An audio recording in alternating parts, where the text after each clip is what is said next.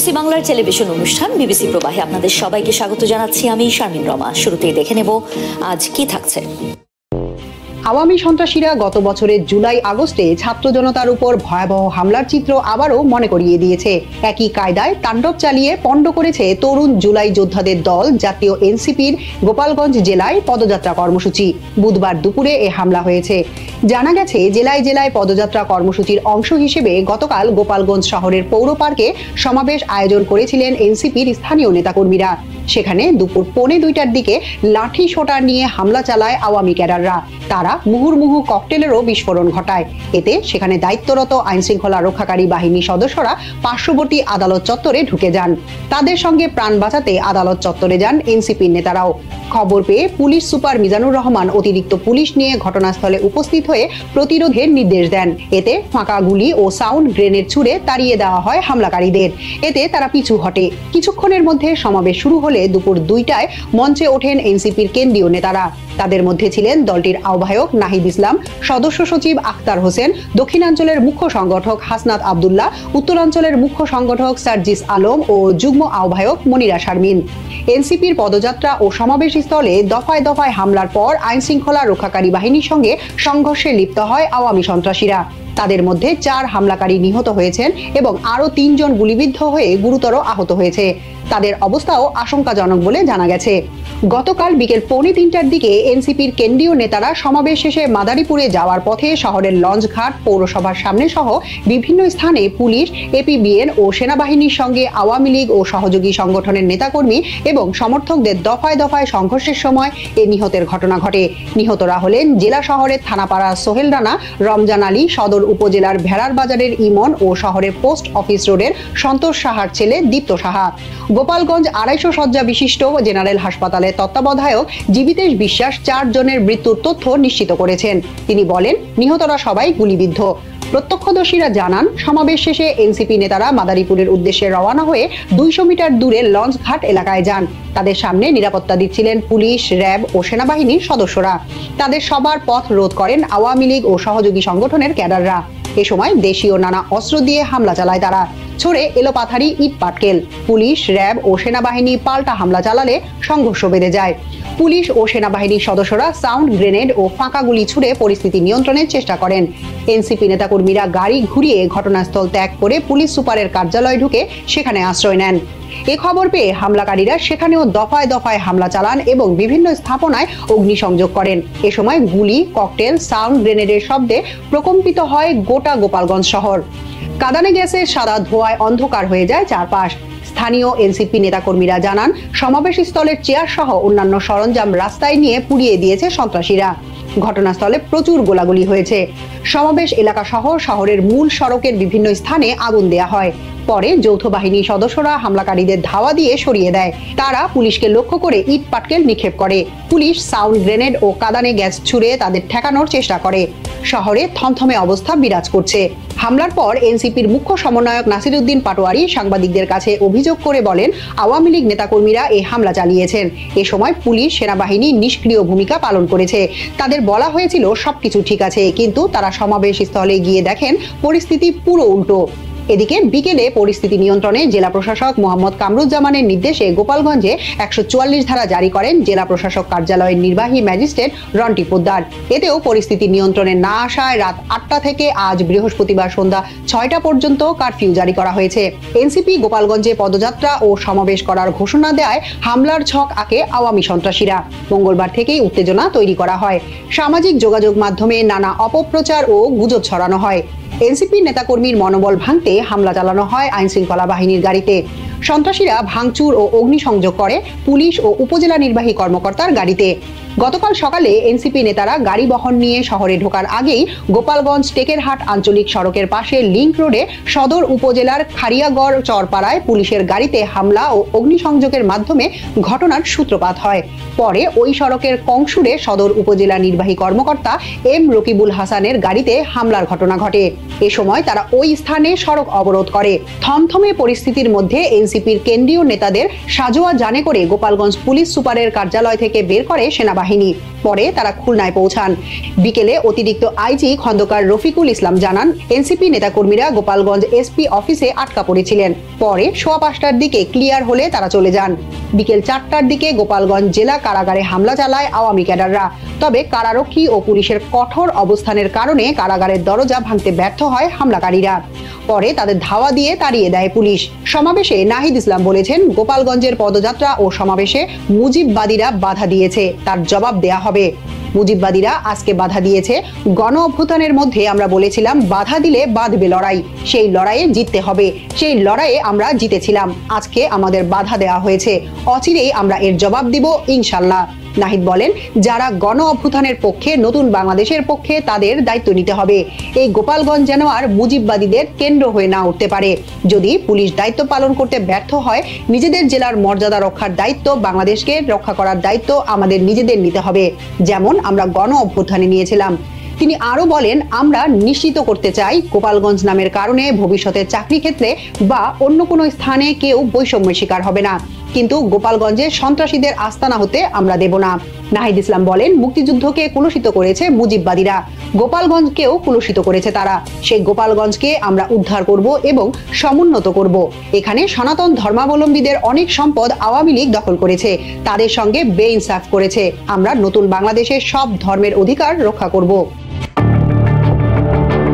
গোপালগঞ্জে জাতীয় নাগরিক পার্টি এনসিপির নেতাকর্মীদের উপর আওয়ামী লীগের ক্যাডারদের হামলার ঘটনায় আইন শৃঙ্খলা রক্ষাকারী বাহিনীর ব্যর্থতা নিয়ে প্রশ্ন উঠেছে। ব্যর্থতার কারণ নিয়ে চলছে চুলচেরা বিশ্লেষণ। এই ঘটনায় সরকারের উচ্চ পর্যায়ে উষ্মা প্রকাশ করা হয়েছে। নিরাপত্তা হুমকি সুস্পষ্ট একাধিক তথ্য থাকার পরও কেন এ ধরনের হামলা ঠেকানো গেল না, কিংবা আগে থেকে তথ্য থাকার পরও কেন হামলা এড়ানো গেল না, তা নিয়ে চলছে আলোচনা। দেশ জুড়ে পদযাত্রার অংশ হিসেবে গতকাল গোপালগঞ্জে যান এনসিপির নেতাকর্মীরা। এনসিপির এই পদযাত্রায় হামলা করে গোপালগঞ্জের আওয়ামী সন্ত্রাসীরা। পুলিশ সদর দপ্তরের দায়িত্বশীল একাধিক সূত্রে জানা গেছে, চলতি মাসের প্রথম দিকে গোপালগঞ্জে এনসিপির পদযাত্রা ও সমাবেশে নিরাপত্তা ইস্যু নিয়ে পুলিশের উচ্চ পর্যায়ে আলোচনা হয়। মাঠ পর্যায়ে এবং সামাজিক যোগাযোগ মাধ্যমে মনিটরিং করে সার্বিক গোয়েন্দার রিপোর্ট প্রস্তুত করা হয়। পুলিশের স্পেশাল ব্রাঞ্চ এসবিও এ বিষয়ে রিপোর্ট দেয়। সব রিপোর্টে নিরাপত্তার হুমকির বিষয়টি উল্লেখ করা হয়। ঘটনার আগের দিন রাতে শেখ হাসিনার উস্কানিমূলক বক্তব্য নিয়েও আলোচনা হয়। গত মঙ্গলবার পুলিশ সদর দপ্তরের স্বরাষ্ট্র উপদেষ্টার উপস্থিতিতে সার্বিক আইন শৃঙ্খলা পরিস্থিতি নিয়ে আলোচনা হয়েছে। আইজিপি সহ পুলিশের ঊর্ধ্বতন কর্মকর্তারা উপস্থিত ছিলেন ওই বৈঠকে। সেখানে উপস্থিত ছিলেন গোপালগঞ্জের এসপি মিজানুর রহমান এবং ঢাকা রেঞ্জের ডিআইজি রেজাউল করিম মল্লিক। উপদেষ্টাদের উপস্থিতিতে গোপালগঞ্জের এনসিপির কর্মসূচির নিরাপত্তা ব্যবস্থা ও নিরাপত্তা নিয়ে আলোচনা হয়। সেখানে আর্মড পুলিশ ব্যাটালিয়ন এপিবিএন এর 100 সদস্য মোতায়েনের কথা জানানো হয় জেলা পুলিশের পক্ষ থেকে। অন্যদিকে আরআরএফ বা রেঞ্জ রিজার্ভ ফোর্স থেকে 150 সদস্য মোতায়েনের কথা জানানো হয় রেঞ্জ অফিসের পক্ষ থেকে। পাশাপাশি জেলা পুলিশের নিয়মিত ফোর্স দায়িত্ব পালন করবে বলে সিদ্ধান্ত হয়। জেলা পুলিশের ফোর্সের পাশাপাশি অতিরিক্ত 250 সদস্য নিয়ে উদ্ভূত পরিস্থিতি মোকাবেলা করা সম্ভব বলে জানানো হয়। মাঠ পর্যায়ে সংশ্লিষ্ট দায়িত্বশীল কর্মকর্তারা আস্থাশীল থাকার পরও কিভাবে এই হামলা হলো খোদ পুলিশের উচ্চ পর্যায়ে তা নিয়ে চলছে আলোচনা। বলা হচ্ছে, মাঠ পর্যায় থেকে চাইলে আরো বেশি ফোর্স দেওয়া যেত, কিন্তু যে পরিমাণ চাওয়া হয়েছে সেই অনুযায়ী ফোর্স মোতায়েন করার পরও কেন এ ধরনের হামলা হলো তা নিয়ে প্রশ্ন উঠেছে। জানা গেছে, সমাবেশ স্থলে আওয়ামী লীগ, যুবলীগ ও ছাত্রলীগের ক্যাডাররা ছিল সব মিলে 30 জনের মতো, অথচ সেখানে পুলিশ ছিল 60 জনের মতো। মাত্র 30 জন ক্যাডারের হামলা ঠেকাতে পারল না দ্বিগুণ সংখ্যক পুলিশ ফোর্স। এ নিয়ে গতকাল ব্যাপক অসন্তোষ প্রকাশ করেন পুলিশের আইজি বাহারুল আলম। এ বিষয়ে তদন্ত করার নির্দেশ দেন তিনি। মাঠ পর্যায় থেকে চাহিদা অনুযায়ী ফোর্স দেওয়া হলেও কেন এই হামলা ঠেকানো গেল না তা নিয়ে অসন্তুষ্ট আইজিপি। অন্তত 10 দিন আগে গোয়েন্দা রিপোর্ট পাওয়ার পরও কোনো ধরনের ঝামেলা কাম্য হতে পারে না বলে মনে করছে স্বরাষ্ট্র মন্ত্রণালয়ের ঊর্ধ্বতন কর্তৃপক্ষ। ঊর্ধ্বতন একাধিক কর্মকর্তা জানান, ক্ষমতাচ্যুত প্রধানমন্ত্রী শেখ হাসিনা মঙ্গলবার সন্ধ্যায় ইউরোপের একটি দেশে পলাতক ও বসবাসরত আওয়ামী লীগ নেতাদের সঙ্গে গ্রুপ কলে মিটিং করেন। গোয়েন্দা তথ্যে বলা হয়েছে 3 জায়গায় গাড়িবহরে হামলা হতে পারে। এর মধ্যে কোটালীপাড়া ঢুকতে জেলা পুলিশ লাইন্সের আগে এবং পুলিশ লাইন্স পার হওয়ার পর মোড়ে হামলা হওয়ার আশঙ্কার কথা বলা হয়। দায়িত্বশীল সূত্র জানায়, আওয়ামী পরিকল্পনার অংশ ছিল ছোট বাচ্চা ও নারীদের দিয়ে আইন শৃঙ্খলা রক্ষাকারী বাহিনীর গাড়ি লক্ষ্য করে হামলা হবে, ইট মারবে, যাতে পুলিশ ও সেনা সদস্যরা তাদের উপর চড়াও হয়। এগুলো কয়েকটি সংবাদ মাধ্যম ভিডিও করবে এবং তা সামাজিক যোগাযোগ মাধ্যমে ছড়িয়ে দেবে বলে এনসিপি নেতারা পুলিশ ও সেনা সদস্যদের নিয়ে গোপালগঞ্জবাসীকে অত্যাচার করছে। এই ভিডিওগুলো বিশ্বব্যাপী ছড়িয়ে দেবে।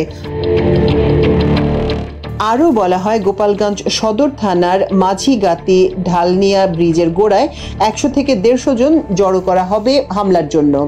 কাজুলিয়া ও কাটি ইউনিয়নের 700 থেকে 800 জন লোক কাটি ইউনিয়নের খেলনা ব্রিজের নিচে জড়ো হয়ে হামলা চালাবে। কাশিয়ানী উপজেলার মাঝিগাতি বাসস্ট্যান্ডে লোকজন জড়ো হয়ে সেখানেও হামলা চালাবে বলে আওয়ামী লীগ পরিকল্পনা করে।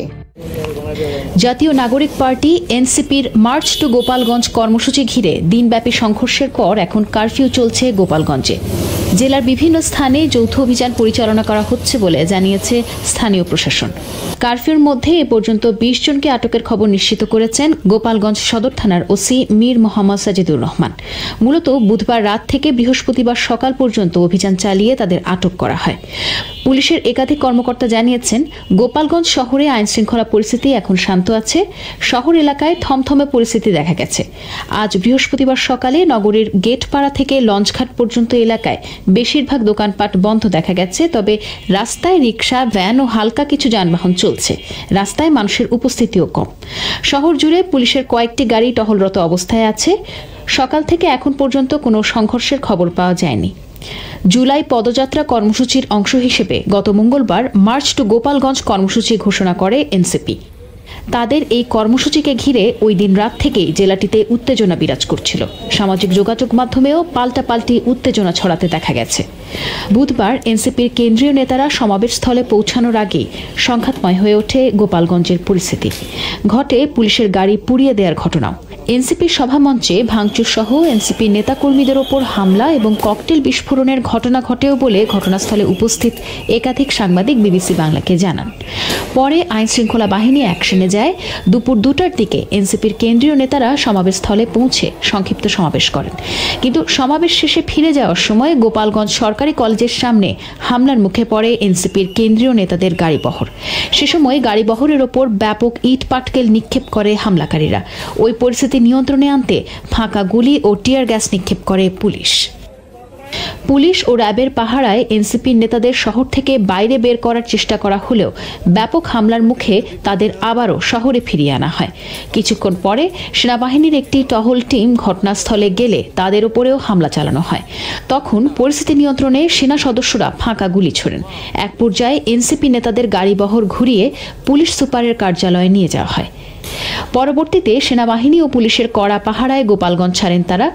পরিস্থিতি নিয়ন্ত্রণে প্রথমে 144 ধারা জারি করে প্রশাসন। পরবর্তীতে বুধবার রাত 8টা থেকে আজ সন্ধ্যা 6টা পর্যন্ত গোপালগঞ্জে কারফিউ জারি করে সরকার। বিপুল সংখ্যক পুলিশ, সেনাবাহিনী ও বিজিবি সদস্য মোতায়েন করা হয়েছে সেখানে। এদিকে এই সমাবেশকে ঘিরে গোপালগঞ্জ শহরের পৌর পার্ক ও লঞ্চঘাট এলাকায় গতকাল দফায় দফায় কয়েক ঘণ্টা ধরে যে সংঘর্ষ, অগ্নিসংযোগ ও গুলি চলেছে তাতে 4 জন নিহত হয়েছেন বলে গতকাল বিবিসিকে নিশ্চিত করেছেন গোপালগঞ্জের 250 শয্যা বিশিষ্ট জেনারেল হাসপাতালের তত্ত্বাবধায়ক ডাক্তার জীবিতেশ বিশ্বাস। সংঘর্ষের ঘটনায় আরও অনেকে আহত হয়েছেন বলে জানা গেছে। তবে পুলিশ পরিস্থিতি নিয়ন্ত্রণের চেষ্টা করলেও প্রাণঘাতী কোনো অস্ত্র ব্যবহার করেনি বলে বিবিসি বাংলার কাছে দাবি করেছিলেন পুলিশের মহাপরিদর্শক বাহারুল আলম। ইরানকে পরমাণু চুক্তি সম্পাদনের জন্য অগস্ট মাস পর্যন্ত সময় বেঁধে দিয়েছে পশ্চিমা দেশগুলো। মার্কিন যুক্তরাষ্ট্রের পররাষ্ট্রমন্ত্রী মার্কো রুবিও এবং ফ্রান্স, জার্মানি ও যুক্তরাজ্যের পররাষ্ট্রমন্ত্রীরা এক টেলিফোন আলোচনায় ইরানের সঙ্গে পরমাণু চুক্তি সম্পাদনের জন্য অগস্ট মাসের শেষ দিনকে চূড়ান্ত সময়সীমা হিসেবে নির্ধারণ করতে সম্মত হয়েছেন। 3টি সূত্রের বরাত দিয়ে মার্কিন সংবাদ মাধ্যম এক্সিওস জানিয়েছে, যদি এই সময়সীমার মধ্যে কোনো চুক্তি না হয় তাহলে এই 3 ইউরোপীয় শক্তি স্ন্যাপব্যাক প্রক্রিয়া শুরু করবে। এই প্রক্রিয়ার মাধ্যমে 2015 সালের পরমাণু চুক্তির ফলে ইরানের উপর থেকে উঠে যাওয়া জাতিসংঘের নিরাপত্তা পরিষদের সব নিষেধাজ্ঞা আবারও সক্রিয়ভাবে ফিরে আসবে। খবরে বলা হয়েছে, রাশিয়া জাতিসংঘ নিরাপত্তা পরিষদের প্রেসিডেন্ট হওয়ার আগেই স্ন্যাপব্যাক ব্যবস্থা কার্যকর করার চেষ্টা করছে যুক্তরাষ্ট্র, ফ্রান্স, জার্মানি ও যুক্তরাজ্য। পশ্চিমা দেশগুলো মনে করছে স্ন্যাপব্যাক ব্যবস্থা ইরানকে আলোচনার টেবিলে ফিরিয়ে আনতে চাপ তৈরি করবে। তবে ইরানের দাবি, এই ব্যবস্থা আইনগতভাবে বৈধ নয় এবং এর প্রতিক্রিয়ায় তারা পরমাণু বিস্তার রোধ চুক্তি এনপিটি থেকে সরে যাওয়ার হুমকি দিয়েছে। এক্সিওস আরও জানায়, ইউরোপীয় মিত্ররা এখন ইরানি কর্মকর্তাদের জানাবে তারা যদি কোনো ধরনের চুক্তির প্রতিশ্রুতির পদক্ষেপ নেয় তাহলে এই নিষেধাজ্ঞা এড়ানো যেতে পারে। এর আগে ওয়াশিংটনে সাম্প্রতিক এক বৈঠকে ইসরায়েলের প্রধানমন্ত্রী বেনিয়ামিন নেতানিয়াহু মার্কিন প্রেসিডেন্ট ডোনাল্ড ট্রাম্পকে স্ন্যাপব্যাক ব্যবস্থা বন্ধ না করার অনুরোধ করেছিলেন বলেও জানিয়েছে এক্সিওস। ট্রাম্পকে তিনি আরও বলেছিলেন, নিষেধাজ্ঞা এড়াতে যেন ইরানকে দ্রুত চুক্তি করতে চাপ দেওয়া হয়। জাতীয় পতাকায় মোড়ানো এক সেনার কফিনের উপর ঝুঁকে পড়ে কাঁদছেন উত্তর কোরিয়ার নেতা কিম জং উন। পাশে আরও 6টি কফিন সারিবদ্ধভাবে রাখা। এই দৃশ্য জুড়ে পিয়ংইয়ং এর একটি থিয়েটারে অনুষ্ঠিত এক গালা অনুষ্ঠানে। কিম জং উন ও রাশিয়ার প্রেসিডেন্ট ভ্লাদিমির পুতিনের মধ্যে স্বাক্ষরিত প্রতিরক্ষা চুক্তির বার্ষিকী উপলক্ষে এই আয়োজন করা হয়েছিল। জানা গেছে, নিহত সেনারা ইউক্রেন যুদ্ধে রাশিয়ার সঙ্গে লড়াই করতে গিয়ে প্রাণ হারিয়েছেন। ইউক্রেনের মিত্র ন্যাটো দেশগুলো এখনো যুদ্ধক্ষেত্রে সেনা পাঠায়নি। তবে উত্তর কোরিয়ার যোদ্ধারা পশ্চিম রাশিয়ার কুরস্ক এলাকায় তীব্র লড়াইয়ে অংশ নিয়েছে। জানা গেছে, ওই এলাকা আংশিকভাবে ইউক্রেনের দখলে। সেখানে চলছে তুমুল সংঘর্ষ। ক্রাইসিস গ্রুপের রাশিয়া বিষয়ক বিশ্লেষক ওলেগ ইগনাতভ বলেন, রাশিয়ার জন্য ইরান ও চীনের সবচেয়ে গুরুত্বপূর্ণ মিত্র উত্তর কোরিয়া। রাশিয়াকে গোলা বারুদ ও ভারী অস্ত্র দিচ্ছে দেশটি। তাদের সেনারা পেশাদার ও শৃঙ্খলাবদ্ধ। কুরস্কের লড়াইয়ের শুরুতে ড্রোন ব্যবহারের মতো আধুনিক যুদ্ধের অভিজ্ঞতা কম ছিল তাদের, তবে তারা দ্রুত শিখে নিয়েছে। 2 সপ্তাহ আগে ইউক্রেনীয় গোয়েন্দা সূত্র সিএনএনকে জানিয়েছিল, ইউক্রেন সীমান্তে নিজেদের সেনা সংখ্যা 3 গুণ করতে চায় উত্তর কোরিয়া। সূত্র জানায়, নতুন করে আরও প্রায় 30,000 সেনা যুদ্ধের ফ্রন্ট লাইনে পাঠানোর পরিকল্পনা করছে পিয়ংইয়ং। উত্তর কোরিয়ার অতিরিক্ত সেনা পাঠানোর পরিকল্পনাকে স্বাগত জানিয়েছে রাশিয়া। দেশটির স্বাধীন সংবাদ মাধ্যম মিডিয়া জোনা ও বিবিসির হিসেবে 2022 সালে ইউক্রেনের বিরুদ্ধে পূর্ণ যুদ্ধ শুরুর পর থেকে মস্কো সেনাবাহিনীর 1,16,000-এরও বেশি সেনা নিহত হয়েছেন। অনেক পর্যবেক্ষক মনে করেন, এই যুদ্ধে অংশ নিয়ে শেখার পাশাপাশি অনেক কিছু পেয়েছে উত্তর কোরিয়া। স্টিমসন সেন্টারের র্যাচেল মিনিয়ংলি বলেন, নীতিগত দিক থেকে রাশিয়ার সঙ্গে ভালো সম্পর্ক কিম জং উনকে অনেক বেশি কৌশলগত স্বাধীনতা দিয়েছে।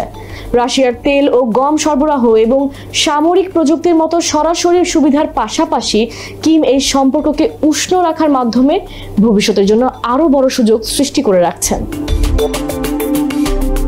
রাশিয়া আন্তর্জাতিক নিষেধাজ্ঞা উপেক্ষা করে উত্তর কোরিয়ার সঙ্গে সরবরাহ লাইনগুলো পুনরায় চালু করেছে। রাজনৈতিক বিশ্লেষক নেইমাত খালিলভ জানান, খাসান টুমেন রেল লাইন দিয়ে এখন আবার পণ্য পরিবহন শুরু হয়েছে। এই রেলপথটি রাশিয়া এবং উত্তর কোরিয়ার সীমান্ত এলাকা দিয়ে গেছে। তিনি বলেন, কয়লা, সার এবং লৌহ আকরিক সরবরাহ করছে রাশিয়া। অন্যদিকে উত্তর কোরিয়া পাঠাচ্ছে সামুদ্রিক মাছ ও বিরল ধাতু। এছাড়া রাশিয়ার সহযোগিতায় রাজিন বন্দর আধুনিকীকরণ করা হচ্ছে। দক্ষিণ কোরিয়ার বন্দরের বিকল্প হিসেবে রাজিন বন্দরকে গড়ে তোলায় এই প্রকল্পের উদ্দেশ্য। এটি শেষ হলে ভ্লাদিভোস্তক থেকে উত্তর কোরিয়ার কাছে পণ্য পরিবহন সহজ হবে।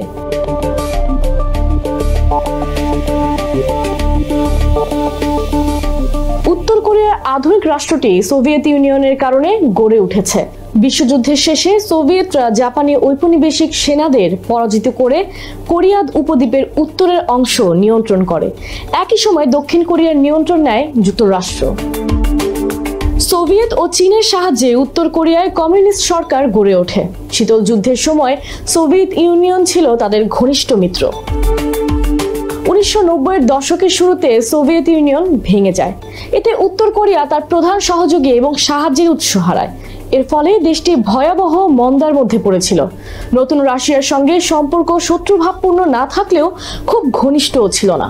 2000 থেকে 2010 সালের মধ্যে উত্তর কোরিয়ার পারমাণবিক কর্মসূচি এবং মানবাধিকার লঙ্ঘনের অভিযোগের বিরুদ্ধে বিশ্বব্যাপী আরোপিত নিষেধাজ্ঞায় অংশ নিয়েছিল রাশিয়া। রাজনৈতিক বিশ্লেষক নেইমাত খালিলভ বলেন, ইউক্রেন যুদ্ধ শুরু হওয়ার পর পিয়ংইয়ং মস্কো একটি নতুন ও গুরুত্বপূর্ণ পর্যায়ে প্রবেশ করেছে। 2022 সালের শুরু থেকে পিয়ংইয়ং খোলামেলাভাবে রাশিয়ার পাশে দাঁড়িয়েছে। জাতিসংঘের জরুরি অধিবেশনে মস্কোর হামলার নিন্দা জানাতে ভোট দেওয়ার সময় তারা মাত্র 5টি দেশের মধ্যে একটি হিসেবে বিরোধিতা করেছে। অন্যরা ছিল বেলারুশ, ইরিত্রিয়া, সিরিয়া ও রাশিয়া নিজেই। রাজনৈতিক বিশ্লেষক খালিলভ বলেন, 2023 সালে রাশিয়ার সাবেক প্রতিরক্ষা মন্ত্রী সের্গেই শোইগু উত্তর কোরিয়া সফর করেন। কয়েক মাস পর উত্তর কোরিয়া রাশিয়ার শীর্ষ সম্মেলনে অংশ হিসেবে কিম জং উনের রাশিয়া সফর ভ্লাদিমির পুতিনের সঙ্গে বৈঠক করেন। তাদের যৌথ বিবৃতিতে সাধারণ মূল্যবোধ ও কৌশলগত অংশীদারিত্বকে বেশি গুরুত্ব দেওয়া হয়। রাজনৈতিক বিশ্লেষক নেইমাত খালিলভ বলেন, গত জুনে পুতিন ও কিম জং উন যে কৌশলগত অংশীদারিত্ব চুক্তি করেছেন তার 4 নম্বর ধারায় বলা আছে, যদি কোনো বিদেশি হামলা হয় তাহলে এক দেশ অন্য দেশকে সামরিক বা অন্যান্য সহযোগিতা দিতে পারবে। সেই ধারার অধীনে তুরস্কের যুদ্ধে প্রায় 15,000 উত্তর কোরিয়ার সৈন্য মোতায়েন করা হয়েছে। তিনি আরো বলেন, গত বছরের শেষ দিকে ইউক্রেন ও দক্ষিণ কোরিয়ার গোয়েন্দা সংস্থা দাবি করেছিল যে উত্তর কোরিয়ার সেনারা রাশিয়ার বাহিনীর সঙ্গে যুদ্ধ করেছে। প্রথমে ক্রেমলিন এই দাবি অস্বীকার করেছিল। আসলে রাশিয়ার সামরিক কর্তৃপক্ষ বিষয়টি আড়াল করার চেষ্টা করেছিল। গত ডিসেম্বরে দ্য গার্ডিয়ান জানায়, তুরস্কে আহত উত্তর কোরীয় সেনারা গোপনে রাশিয়ার হাসপাতালে চিকিৎসা নিচ্ছে। কেউ মারা গেলে তার জন্য ভুয়া পরিচয়পত্র তৈরি করা হয়েছে। এই পরিচয়পত্রে নিহতদের ফার ইস্টের কোনো ক্ষুদ্র জাতিসত্তার সদস্য হিসেবে দেখানো হয়। এপ্রিলে রাশিয়া ও উত্তর কোরিয়া প্রথমবারের মতো স্বীকার করে যে তাদের সেনারা তুরস্কে একসঙ্গে যুদ্ধ করেছে। পুতিন বলেন, আমাদের কোরীয় বন্ধুদের ধন্যবাদ, কারণ তারা বন্ধুত্ব, ন্যায়বোধ ও ঐক্যের জন্য লড়ছে। অন্যদিকে কিম জং উনও তার সৈন্যদের পবিত্র কাজ করার জন্য প্রশংসা করেন। রাশিয়ার কর্মকর্তারা প্রতিশ্রুতি দিয়েছেন, তুরস্কে নিহত উত্তর কোরীয় সেনাদের সম্মান জানাতে সেখানে স্মৃতিস্তম্ভ তৈরি করা হবে। কিছু রাস্তার নাম রাখা হবে তাদের নামে। রাজনৈতিক বিশ্লেষক ফিওদর ক্রাশনিনিকভ বলেন, শুরুতে বিষয়টি গোপন রাখা হয়েছিল উত্তর কোরিয়ার অনুরোধেই। উত্তর কোরিয়ার নিজের প্রচারণা আর মতাদর্শ আছে, তাই তারা বিষয়টি নিজেদের মতো করে মানুষকে দেখাতে চেয়েছিল। বাংলাদেশের গোপালগঞ্জে জাতীয় নাগরিক পার্টি বা এনসিপির কর্মসূচি ঘিরে হামলা, সংঘর্ষে হতাহতের ঘটনার পর সেখানে কারফিউ জারি করা হয়েছে। লং মার্চ টু গোপালগঞ্জ কর্মসূচি শেষে ফেরার পথে হামলার মুখে এনসিপি নেতাদের সেনাবাহিনীর সাজোয়া জানে করে শহরটি থেকে বের করে নিয়ে যাওয়া হয়। বিএনপি সহ বিভিন্ন রাজনৈতিক দল গোপালগঞ্জের ঘটনার নিন্দা ও প্রতিবাদ জানিয়ে বিবৃতি দিয়েছে। গোপালগঞ্জের ঘটনা রাজনীতিতে কি প্রভাব ফেলতে পারে এ নিয়ে আজকের আলোচনা। সঙ্গে আছেন বিবিসি সাংবাদিক কাদির কল্লোল। কাদির, আপনাকে স্বাগত। দর্শক, আলোচনা শুরুর আগে মনে করিয়ে দিই, বিবিসি বাংলার সর্বশেষ সংবাদ এবং বিশ্লেষণ জানতে চোখ রাখুন বিবিসি বাংলার ওয়েবসাইটে, যুক্ত থাকুন বিবিসি বাংলার সোশ্যাল হ্যান্ডেলগুলোতে, সাবস্ক্রাইব করুন বিবিসি বাংলার ইউটিউব চ্যানেল। কাদির, গোপালগঞ্জে কারফিউ চলছে, সবশেষ কি জানা যাচ্ছে? যেটা হয়েছে যে বুধবার প্রথমে দুপুরের পরে 144 ধারা জারি করা হয়েছে। এরপর সন্ধ্যার পর রাত 8টা থেকে কারফিউ দেওয়া হয়েছে। স্থানীয় প্রশাসন দাবি করেছে যে এই সন্ধ্যার পর থেকে আর কোনো জায়গায় সংঘর্ষ বা সহিংসতা বা হামলার ঘটনা ঘটেনি, পরিস্থিতি তাদের নিয়ন্ত্রণে আছে। স্থানীয় সাংবাদিকরা বলছেন যে কারফিউ রাত 8টায় শুরু হওয়ার পর থেকে গোপালগঞ্জ শহরের বিভিন্ন স্পর্শকাতর স্থাপনাগুলোতে আইন শৃঙ্খলা রক্ষাকারী বাহিনী অবস্থান নিয়েছে। তারা সেই অবস্থান দেখেছেন। পাশাপাশি সেনাবাহিনী, বিজিবি, র্যাব তাদের টহল, মানে রাতে টহল ছিল শহরের রাস্তাগুলোতে। একটা থমথমে পরিস্থিতি তারা দেখেছেন শহরে, মানে রাতের গোপালগঞ্জে। ঘটনা যেটা হয়েছে যে বুধবার দিনের বেলা দফায় দফায় সংঘর্ষের ঘটনা ঘটেছে। এনসিপির মার্চ টু গোপালগঞ্জ কর্মসূচিকে ঘিরে তাদের মানে ওই দলটির নেতাদের গোপালগঞ্জে পৌঁছানোর আগেই সংঘর্ষ শুরু হয়। পুলিশের সাথে প্রথমে সংঘর্ষ হয়েছে। এরপর দেখা গেছে যে মঞ্চ থেকে তাদের সমাবেশ করার কথা সেই মঞ্চে হামলা, অগ্নিসংযোগের ঘটনা ঘটেছে। এরপরে দেখা গেছে যে তারা এনসিপি নেতারা কড়া পাহারায় সমাবেশ করেছেন, কিন্তু সমাবেশ শেষে আবার কড়া পাহারায় যখন তারা বেরিয়ে গোপালগঞ্জ থেকে বেরিয়ে যাচ্ছিলেন তখন তাদের গাড়ির বহরে হামলার ঘটনা ঘটেছে। এরপর মানে সেখানে আইন শৃঙ্খলা রক্ষাকারী বাহিনী বা বিভিন্ন বাহিনীর সঙ্গে সংঘর্ষ, সেই ভিডিওগুলো দেখা গেছে যে সামাজিক মাধ্যমে ব্যাপক ভাইরাল হয়েছে। এমনকি সেনাবাহিনী গুলি করছে এই ধরনের ভিডিও ভাইরাল হয়েছে, হামলাকারীরা অগ্নিসংযোগ করছে বা আইন শৃঙ্খলা রক্ষাকারী বাহিনীকে ইটপাটকেল ছুটছে সেই ভিডিওগুলো, পুলিশের গাড়িতে আগুন ধরিয়ে দিচ্ছে সেই ভিডিওগুলো সামাজিক মাধ্যমে ব্যাপক ভাইরাল হয়েছে। বলা যায় যে মানুষের চোখ ছিল গোপালগঞ্জের দিকে, সেখানে কি ঘটছে বা কি হচ্ছে সেই ঘটনাগুলোর দিকে। রাজনীতিতে এর কি প্রভাব পড়তে পারে? রাজনীতিতে বেশ প্রতিক্রিয়া হয়েছে। সক্রিয় যে দলগুলো রয়েছে সেই দলগুলো প্রতিটি দলেই এই ঘটনার নিন্দা জানিয়ে বিবৃতি দিয়েছে। যেটা হয়েছে কি আসলে রাজনীতিতে সাম্প্রতিক সময়ে দলগুলোর মধ্যে পরস্পর বিরোধী বক্তব্য, বিবৃতি একটা উত্তেজনা তৈরি করেছিল। বিশেষ করে মব বা দলবদ্ধ বিশৃঙ্খলার মাধ্যমে দেশে বিভিন্ন জায়গায় হত্যাকাণ্ডের যে ঘটনাগুলো ঘটছিল, আইন শৃঙ্খলা পরিস্থিতির অবনতির যে বিষয়গুলো এসছে, তার পাশাপাশি সংস্কার, নির্বাচনের সময়ের প্রশ্নে দলগুলোর বিভক্তি, পরস্পরের বিরুদ্ধে বক্তব্য, বিবৃতি, সেগুলো উত্তেজনা ছড়াচ্ছিল। বিশেষ করে বলা যায় যে একদিকে বিএনপি এবং তার ঘনিষ্ঠ মিত্র কিছু দল যারা ফেব্রুয়ারির মধ্যেই নির্বাচন দাবি করে আসছিল, অন্যদিকে জামায়াতে ইসলামী, এনসিপি তারা সংস্কারের বিষয়গুলো নিয়ে বেশি জোর দিচ্ছিলেন। তাদের দিক থেকে সংস্কারের দাবিকে সামনে আনা হচ্ছে, নির্বাচনের ফেব্রুয়ারিতেই নির্বাচন হতে হবে এমন অবস্থানে তারা নেই। তাদের মধ্যে একটা বিভক্তি, এক ধরনের উত্তেজনা যে তৈরি করছিল, এমন প্রেক্ষাপটে গোপালগঞ্জের এই ঘটনায় দেখা গেল যে মানে সব দলগুলোই এই ঘটনার নিন্দা জানিয়ে এক বাক্যে তারা একই রকম বিবৃতি মানে দিয়েছেন। বিএনপি মহাসচিব মির্জা ফখরুল ইসলাম আলমগীর তিনি বিবৃতি দিয়ে ঘটনার নিন্দা জানিয়েছেন। তিনি বলেছেন যে এই ঘটনার সঙ্গে ক্ষমতাচ্যুত আওয়ামী লীগ বা তার নেতা কর্মী সমর্থক যারা আছে তাদের বিরুদ্ধে ব্যবস্থা নিতে হবে। জামায়াত ইসলামী বা ইসলামপন্থী বিভিন্ন দল, এনসিপির সাথে ঘনিষ্ঠ যেসব দল আছে তাদের দিক থেকেও একই ভাষায় একই সুরে বক্তব্য দেওয়া হয়েছে। ফলে এক ধরনের একটা এই ইস্যুটাকে কেন্দ্র করে সবাই আবার ওই পরস্পর বিরোধী যে একটা মানে একটা বিভক্তির জায়গা থেকে আবার এক ধরনের একটা বক্তব্য নিয়ে রাজনীতির অঙ্গনে হাজির হয়েছেন। তবে বিশ্লেষকরা মনে করছেন যে নির্বাচন বা সংস্কার প্রশ্নে যে বিভক্তি আছে সেটা যে মিটে যাবে এই ঘটনাকে কেন্দ্র করে, সেটা তারা সেই জায়গাটাতে তাদের সন্দেহ আছে। এনসিপির জুলাই পদযাত্রা চলছে, মাসব্যাপী চলবে। মাঝামাঝি সময়ে এসে সেই পদযাত্রার একটা অংশকে তারা মার্চ টু গোপালগঞ্জ হিসেবে অভিহিত করে আজকের এই কর্মসূচি পালন করতে গেলেন এবং সেখানে হতাহতের ঘটনা ঘটলো। আপনি বলছিলেন যে সারা দেশের মানুষের চোখ ছিল আজকে গোপালগঞ্জে। এনসিপি রাজনীতির জন্য কি সমীকরণ হাজির করছে বুধবারের এই ঘটনা? এনসিপির নেতাদের সাথে কথা বলে যেটা মনে হয়েছে যে তারা মনে করছেন যে এই বিষয়টা তাদের জন্য একটা সহানুভূতি পাওয়া মানুষের, সেই জায়গাটাতে বেশ মানে মানে তারা এটাকে মানুষের কাছে নিয়ে যেতে পারবেন এবং সে লক্ষ্যেই তারা কিন্তু সারা দেশে ইতিমধ্যে বিভিন্ন কর্মসূচি পালন করছেন এবং রাজনৈতিক দলগুলো কিন্তু বিভিন্ন দল তাদের এই ঘটনার প্রতিবাদে বিক্ষোভও করেছে। ফলে তারা মনে করছেন যে এই ইস্যুটাকে ধরে আবার বিভক্তির জায়গা থেকে সংস্কার, নির্বাচন প্রশ্নে ঐক্যবদ্ধ একটা জায়গায় আসা যায় কিনা এবং এনসিপি দল হিসেবে তারা যে একটা এই পদযাত্রার কর্মসূচিটা নিয়েছেন দেশ জুড়ে, তারা যে মানুষের কাছে যেতে চান বা মানুষকে সম্পৃক্ত করতে চাইছেন, দলটির নেতারা বলছেন যে তারা সেই জায়গাটাতে তাদের এই বিষয়টা ইতিবাচক হিসেবে কাজ করতে পারে তাদের জন্য, তাদের সাংগঠনিক দিক থেকে সংগঠিত হওয়ার ক্ষেত্রেও। কিন্তু বিএনপি সহ বিভিন্ন বামপন্থী দলের নেতাদের সঙ্গে আমি যখন কথা বলেছি, অনানুষ্ঠানিক আলোচনায় তারা যেটা বলছেন যে তাদের মধ্যে আবার একটা সন্দেহ কাজ করছে যে এনসিপি গোপালগঞ্জে যাওয়ার বিষয়টা, সেখানে যে তাদের সাংগঠনিক ভিত্তি সেভাবে নেই, সেখানে হামলার ঘটনাগুলোর পর সেটার একটা প্রকাশ দেখা গেছে।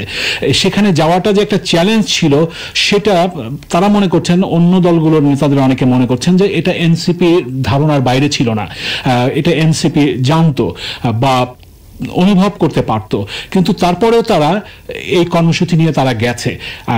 বিশ্লেষকরা আরেকটা বিষয়ে তারা মানে নজরে আনছেন, সেটা হচ্ছে যে এনসিপি জুলাই মাস জুড়ে তারা বিভিন্ন দেশের বিভিন্ন জায়গায় তারা পদযাত্রা কর্মসূচি নাম দিয়ে কর্মসূচি পালন করছেন, বিভিন্ন জেলায় যাচ্ছেন, সমাবেশ করছেন, কিন্তু গোপালগঞ্জের বিষয়টা তারা মার্চ টু গোপালগঞ্জ কর্মসূচি নিচ্ছেন।